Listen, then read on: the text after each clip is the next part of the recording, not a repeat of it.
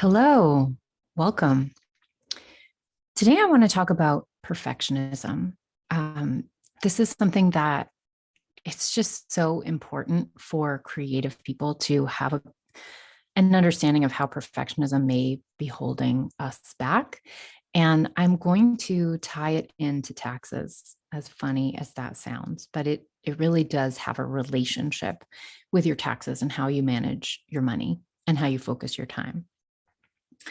So when you're a creative person, um, you know, I, the fact is that creative people don't go into creative fields in general because of money. Um, I'm not here to judge you if you do. That's great. I actually think all of us should be, earning more, charging more. I want that for you. I want you to make a really great living from your incredible work. But most of us, when we go into a creative field, our motivation is about the work itself. It's about being creative, about putting something out in the world that's wonderful, that speaks to people. And, it's about making your best possible work. And so I think that when we feel that way, when you feel that you want your work to be as good as it possibly can be at all times, you can end up, perfectionism can really play a role there. And of course, I want your work to be excellent. We all do. But it can have some repercussions in other parts of your life. So I just want to kind of illustrate with a couple of examples. When I was I had a moment in life as a project manager at an interactive design agency in New York City. Um, and I loved it. It was such a fun job. I really, really enjoyed it. And part of what I loved was that the creative team was so talented. Um, they were doing such skillful and interesting work. If you're not familiar with interactive design, that is doing the design work around how like apps and websites function, how a user interacts with a website, with something on a, like a program on a tablet, things like that. So it's quite technical, but also really takes a lot of human empathy and understanding, to see like how a person understands a website and navigates through it, how they find information they need to get to, etc. So I was new to project management at the time that I had this job, and I would talk to a lot of other project managers. I actually did quite a bit of training outside of work hours because I loved this job and I wanted to be really good at it. And a lot of other project managers would say stuff like, ugh, the creatives, ugh, the creative team. They would speak in this really derogatory way about working with creative people. And they were like, they're always behind on timeline. They're always behind on budget. Like it's really hard to communicate the things that, to the project manager are your set of priorities. And like, let's think for a minute from the angle of the creative team. Well, if you're a creative person working at an agency, you're going to be paid one way or the other, whether that project is on time or not, on budget or not. But ultimately, your name is going to be on your work, right? And you want that work to sing. You want it to reflect that what you do is really freaking good. And so it matters much more to you that the work is incredible than that it is done exactly on the date it was supposed to be done. Right. So I totally personally in project management, I think you really have to have an understanding of the balance of these things and a respect for the desire of the creative team to do such good work, which frankly is really important to the company ultimately in building a reputation and a track record and actually delivering amazing work. So perfectionism is really easy to exist in that space. I will tell you a little bit about, and I'm going to also say, like, if you're a fine artist, musician, etc., like, I don't know a single artist who faced with the choice of like, I could, paint this show that I have coming up. I could do it with just paint and material that's already in my studio. Or I could go and buy this absolute top of the line paint that does this special thing that's going to look incredible. And I'm going to completely blow my budget by getting it, but the work will be amazing. I really don't know any artist in the world who is going to make the choice about having their profit and loss statement look better versus their work, right? This is a little unfortunate when it comes to doing your taxes because it does have a repercussion on that side. But most artists really want to make amazing work, right? So we tend to make those choices. And that's okay, right? It's okay. In my own life, before being an artist or a project manager, way back in high school, I learned perfectionism pretty early because I wanted to go to Yale. I grew up in what it was at the time, a sort of small homogenous town outside of Boston. And I just wanted to get the hell out of there. I had no interest. I was not a person who was kind of cool or particularly valued in my town. I was not a cheerleader. I was not athletic. I was smart and weird. And that wasn't cool where I grew up. And I was so excited to just be able to get to a place where there were a lot of smart people around and we're being weird and eccentric and authentic, frankly, and being loved for being yourself was something that was good. And so my strategy was, I just decided to set my sights on Yale. I was like, I'm going to go to Yale. That's my ticket out of here. That's how I can be among smart people who are creative, and it'll be a place where I can be sort of seen for the person that I am. Well, P.S. to any of you, if there's any high schoolers listening, this is not a good strategy. There are a whole lot of people who could get into Yale who don't, right? Because just the numbers are not in your favor. So this is not a very wise thing to do, actually. And also to those of you who don't know the Ivy League, Yale is the artsy one. Yale is the one where they have the best school of art and the best school of drama. It's where the artists go. Or it's a great place to be a creative person, I'll say. Anyway, so in high school, I had my vision absolutely locked in. I was going to go to Yale come hell or high water, and I worked my ass off. I mean, I would pretend to my parents that I was going to bed, and I would set my alarm for an hour later, and I'd wake up, go back to my desk, and keep doing homework for another 2 hours. I mean, I was a crazy person. Well, cut to the chase, I did actually get in and I did go to Yale. So in my case, I did get lucky. I mean, a lot of it was not luck, but it is still luck because getting into a school like that is still a crapshoot. Anyway, so in order to kind of have my sights on a thing like that, I was a real perfectionist. I would complete every single assignment. I would always want to be sort of as good as I possibly could be in every subject, et cetera, et cetera. So this was kind of deep in my bones.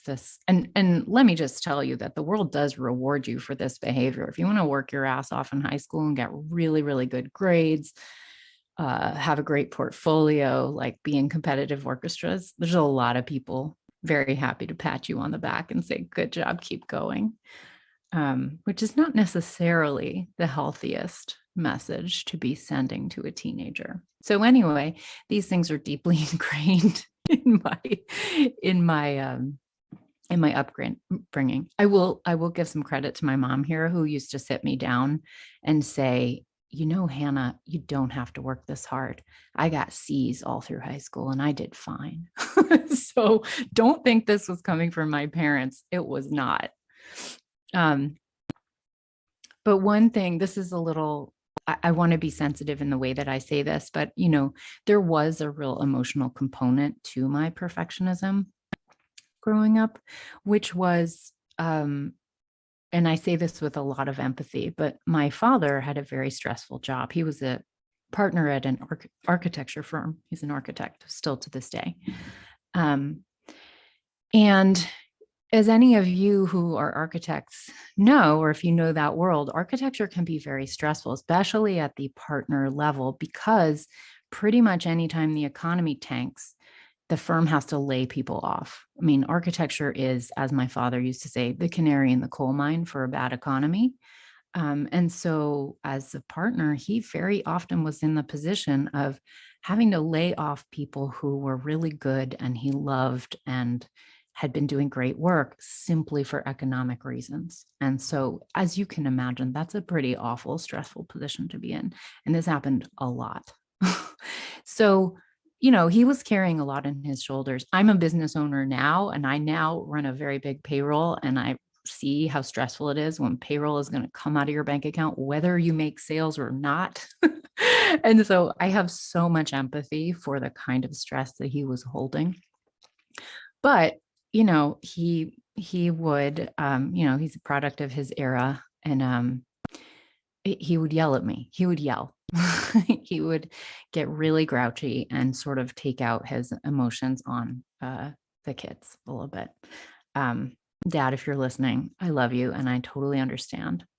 But I thought as a kid in my teenage brain, I just thought, well, if I'm perfect, he won't yell at me. And so that was actually like a coping mechanism for this like more emotional, deep level thing that, no one could find fault in me if I was just perfect to begin with. I would preempt any criticism by being perfect. I'm so lucky I didn't develop an eating disorder. I know so many people who did from that particular cocktail of ingredients. But that many, many difficult situations can arise from that. For me, luckily, it was mostly just driving myself into the ground from work that was so intense that it made me almost have a nervous breakdown. Anyway, it's a lot of emotion, a lot of it's a really kind of tender thing to talk about here. But I know a lot of you are like, wait, how's she going to bring this back to taxes? Here I come. I'm going to land the plane. So I just want to kind of I just want to give you a moment of grace and empathy and just reflect back to you that there are many different reasons that perfectionism can exist in your life, good and bad. It can have good consequences and terrible ones. But that it's not necessarily your friend. And there's some areas where it is so important to let it go. Perfectionism, if I'm even going to go onto a societal level, I think perfectionism really is a tool of the patriarchy, and it's also a tool of racism. And I will illustrate those controversial statements. How many times have you heard some female political candidate have all of the policy proposals absolutely lined up? She's done all her homework. She's done her research, blah, blah, blah. And the critique is about how she looks, right? We ignore all her hard work and just talk about some little element of her that's off, right? And men are simply not held to those standards. So perfectionism is a way of dismissing her work and making it about something irrelevant, right? For, in terms of racism, certainly how many times have you pay attention the next time on the news, some, Black person is mistreated by a police officer, shot and killed or something. And when you hear some pundit on TV, I guarantee someone is going to say, oh, well, he was playing his music awfully loud. Some stupid comment like that, right? In other words, we're going to ignore the fact that somebody lost their life for the wrong reasons in a completely unjust way. And we're going to talk about the fact that they were not an absolutely perfect person. Maybe they were jaywalking. Maybe they had even committed a crime. Nobody deserves to die without a, trial at the hands of police on the sidewalk, but they maybe did something wrong in their life. So, anyway, these are ways that perfectionism can really, I think, make those of us who aren't the dominant group in society focus on the wrong things, be distracted, have way more work to do, than people who aren't going to get called out for, if their hair was done or not. So, okay, how are we going to land this plane? Bring this back to taxes. Well, what I want to tell you is that a lot of you get really, really stressed when it comes to doing your taxes. With good reason. I understand it. It feels stressful. And I think, especially if you're a person who's making decisions all year long that are not about money, but that are about doing the best work, that can actually have an impact on your bottom line. And it can be very unpleasant and painful to look at those numbers, right? Certainly that's something I want to help you with in my work, but it can be painful. And even more importantly, in this conversation, the IRS, it just feels scary, right? And you feel kind of like you want to have your ducks in a row. You want to do everything right. You want to be a good citizen. You want to get it right. And the IRS, they can garnish your wages. They can lien your property. They can throw you in jail. So it feels like the stakes are really high. But I just want to come in with a little tax therapy for you for a moment and talk about why you just don't need to stress that hard. So yes, you have to get your documents together. Yes, you have to do it on time. So there's a basic bar you have to meet, but you don't have to go way, way over the top of it. As long as you meet the standard, the deadline, get your documents in, it's okay. You've done enough. And I want you to absorb that principle and actually take it with you over to your studio and to your business practices at times, because running a business is really freaking hard. It's really stressful, and good enough is good enough. It really is. Perfectionism makes you focus on the wrong things. Perfectionism in your artwork and your creative work, maybe it belongs a little bit more so over there, but you don't need to over apply it. It doesn't need to come into every element of your life. And places like taxes are a place where good enough is okay. Good enough is actually good enough. And I'm going to actually prove it to you. The IRS has a mandate as a federal agency. And in the wording of the mandate, it says, I kid you not, the mandate of the IRS is to, and here's a quote, collect the substantially correct amount of tax. Listen to those words, substantially correct. Notice that it does not say the perfect to the dollar exact amount of correct tax. It doesn't say that. Substantially correct. What does that mean? That means if you calculate your mileage using this method or using this method, and it gives you a $40 difference on your taxes, does it matter? No. If you miss a deduction, if you do a calculation one way or the other, and there's a small change in how the numbers come out, and it's off by $20, $40, and your income is, $100,000, have you gotten your taxes substantially correct when it's off by $40? Yeah, it's substantially correct. So the IRS really actually does have an anti-perfectionist mandate.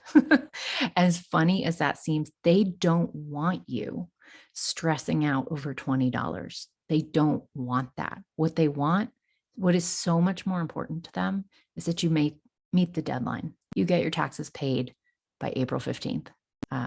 That is the tax payment deadline. It doesn't move. Can't get an extension for the payment deadline. It's always the 15th. You can get extension to file, so you can put in the paperwork by October 15th, but I do want you to remember you can't get an extension to pay. The deadline is always April 15th. But the idea is get her done and move on. What the IRS cares about so much more is when things are substantially incorrect. And that means is something proportionately huge related to your income. Are you underreporting income? Okay. That could be a felony if it's over 25% understated. So, that matters, right? Like, report all your income because that's the law. And that's really important. The IRS deeply cares about that one, but they don't care about this little $20 thing versus that little $20 thing, right? Another place where your taxes, where taxes really show you that perfectionism is not the goal, is in estimates. So a lot of us, when you work for yourself and you make a substantial amount of income from self-employment, you have to pay your taxes not once a year, but quarterly. And this is called estimated quarterly taxes. And a lot of people, when they work for themselves for the first time, they get really tripped up around estimates. Now, I want to do a whole episode on estimated quarterly taxes because they're complicated and they really deserve a lot of space. And I want to give that one some spacious explanation. But just to touch on it right here, right now, the role of estimated quarterly taxes, it's important to understand the meaning behind why you are required to do that, because it helps you understand what you don't have to stress about. So why? Why do we have to pay our taxes quarterly? Well, the reason is because when you work for yourself, whether you're a sole proprietor, single member LLC, self-employed person, freelancer, nobody's withholding tax for you, right? If you were an employee and you got your money on a paycheck, your employer would be mandated by law to be withholding your taxes every single pay period. So an employee generally is pretty well paid up with their taxes. Their Medicare and Social Security is always correctly withheld, almost always, because that amount is the same for every single person. So every single employer can do the calculation, right? Your employer can know exactly how much Medicare and Social Security to withhold. 7.65% out of your money, 7.65% out of their money. But, you can, and you fill out a W-4 to tell your employer how much federal income tax to withhold out of your pay as well. And you can mess that up. You can get that wrong, right? Because that's based not just, your employer doesn't know how much income tax, they don't know what income tax bracket you're in. You're actually not required to tell them. So you fill out a W-4 that says like, withhold a lot, withhold a medium amount, withhold a very little amount, but basically you have to have something withheld, some baseline. And so sure, you may get it a little wrong. You may have way over withheld income from your paycheck, in which case you'll get a nice juicy refund. You may have under withheld, in which case you will actually owe a tax bill, and you'll probably want to submit a new W-4 to correct that and actually get more withheld from your paychecks ongoing.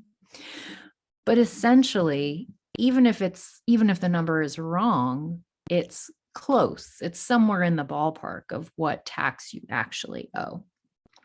Whereas when we work for ourselves, we don't have anybody withholding tax, right? When I sell a painting through my gallery, they don't withhold any tax for me. They couldn't. They don't know my tax status, right? They don't know my tax situation, how much they should withhold.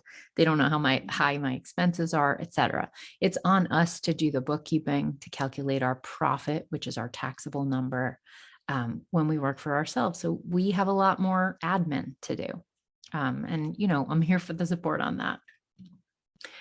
So the thing is, estimated quarterly taxes, the role of estimates is basically to be prepaying our tax throughout the current tax year so that you pay as you go, so that you don't end up come April 15th with one big ginormous full annual tax bill all at one time. This is really important because a full annual tax bill all at once is a lot of money, and a lot of taxpayers will not be able to pay a really high multi-thousand-dollar bill at one time without some massive planning. So this is the reason that the IRS does not leave it to chance. They actually mandate that you pay every quarter. Now, you can pay more than every quarter. You can pay monthly, you can pay weekly, you can pay at any frequency you want, but the minimum that quarterly taxes establish is that you need to pay at least once per quarter to avoid penalties and interest. And the penalties and interest just exist there as an incentive to say, yeah, you should do it. If you don't do it, we'll penalize you. So that's the point of estimated quarterly taxes. And it's a really hard system to get your head around. I promise I will do a whole show on them so that you really have some of the baseline about how that works. But most people, when they start out and when they first have to pay quarterly taxes, they are so intimidated. And a lot of times what I see is that perfectionism just stops people from looking at all.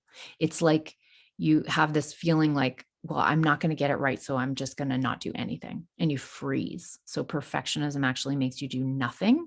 The only thing that will guarantee you pay penalties every quarter and interest every day, the interest is daily, is doing nothing. And so doing nothing is a really bad strategy. Whereas making a payment, so the funny thing about estimates is, listen to the word, right? Estimates. They're not called exactimates, right? Like perfectionism is literally nowhere near that title. They are estimates because you cannot know the correct number. Why? Because estimates are prepaying for the current tax year. You don't even know what your taxes are going to be for the full year until the year is completely over. And yet you're required to make these payments throughout the year before the year has finished, right? So you cannot know what is going to happen to you tax-wise for the rest of the year. And that's okay. The government is not going to legally compel you to have a crystal ball and be able to accurately predict the future. There's the good news, right? That wouldn't be fair, and they don't do it, which is why they let you do an estimate. There are some guidelines they do have, and I will talk about those in this future episode. But I do want to just say, like, that word estimate, I just want to remind you how imperfect it is. Estimated quarterly taxes are a place where simply meeting the deadline every quarter and paying something is going to prevent 4 penalties from building up on next year's tax return and save you money, even if you get it very wrong. So an attempt that is radically off is still better than freezing and doing nothing, letting perfectionism completely stop you. All right. So to review, perfectionism, if it belongs anywhere at all, it belongs only in your creative work, right? Keep it there, keep it where it matters. And even there, do you really need it? I'm not so sure. But perfectionism does not need to exist in every area of your life. Don't over apply it. It will only drive you crazy, right? It will keep you in anxiety and stress and working way too hard on stuff you really don't have to. The IRS's motto is practically get her done. I mean, not quite, but that's what that deadline is. Many people submit some pretty imperfect tax returns on April 14th, and that's okay. You can always correct it with an amended return. So I just want to remind you to keep your focus in the right place, right? I think a lot of times we don't feel as valued as we should as creative people, but I am here to tell you that the world needs you. The world needs that amazing work you're doing. And I don't want you to be stressed out about taxes, about estimates in ways that aren't helpful to you, to the IRS, to anybody, right? That are just distracting anxiety pits. So the world needs you to write that song that's going to uplift somebody's spirits. The world needs you to write that play that is going to give thousands of people an incredible new perspective on some element of the world they've never considered before. The world needs you to write that book. The world needs you to make the branding on that new Latina-owned business who has this incredible vision. They need you to make that branding sparkle so that that business can fly, right? The work you're doing is so good for this world, and we need more of it. So let's not waste your time on the wrong things. All right. Thanks for listening, my friends. If this podcast felt meaningful to you, would you do me a favor and subscribe, take a minute to rate and review it, and share it with a friend who needs it? It is so hard to start a podcast. It is so difficult to start with teeny tiny numbers and not be sure if anybody's listening or if this matters. So if it does, would you show me? It would be so helpful. And I'm so, so grateful to you. Thank you for doing the incredible work that you do in the world. Let's stay focused on the big stuff because the world needs you. Thanks for listening.